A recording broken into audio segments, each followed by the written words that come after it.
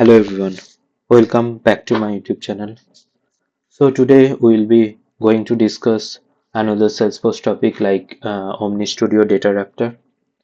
Before get started, please like, share and subscribe my YouTube channel. So today we'll be discussing different types of Dataraptors.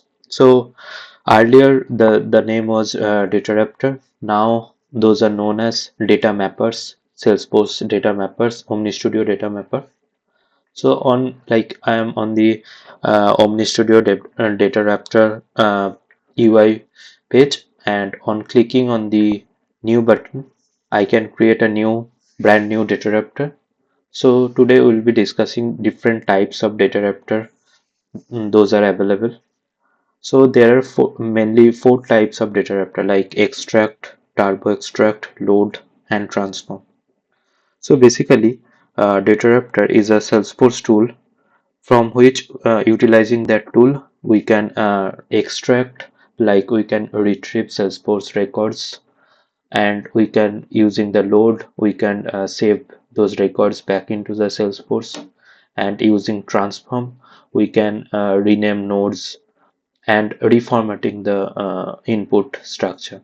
And turbo extract, so using the turbo extract, we can basically retrieve the data from a single Salesforce object. So let's get deep dive into those different categories. Look, so OmniStudio Data Mapper Turbo Extract, it gets data from a single Salesforce object. Data Mapper Extract, so it can get data from one or more Salesforce object.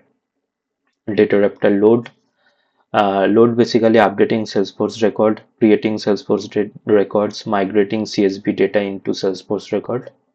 And transform, it manipulates any data that comes from the inside or outside Salesforce. So basically, what is the difference between data mapper turbo extract and that normal Dataraptor extract?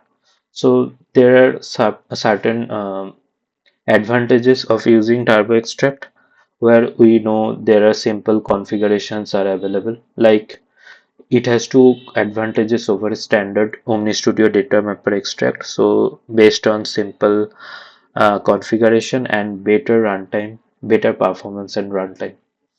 So we can compare this data raptor tool with the Salesforce standard Salesforce SQL methods.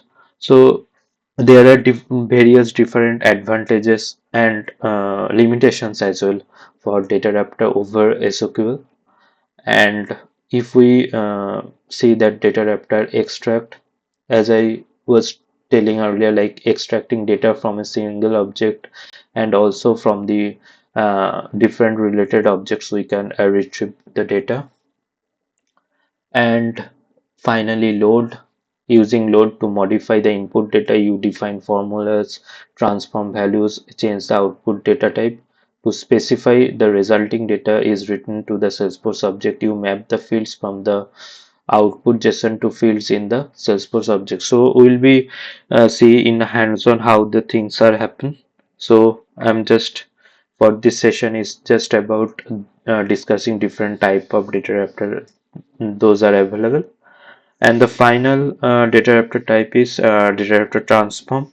It's basically like there are different input file input, we can take like a JSON formatted or XML formatted.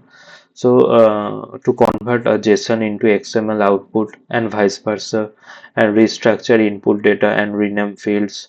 Also substitute values in the fields, like all OmniStudio data mappers can substitute values. So these are the a high level overview of Dataraptor, different types of Dataraptor. In the next session, we'll be creating those Dataraptor. Yeah, thank you for watching. Please do subscribe my YouTube channel. Thank you.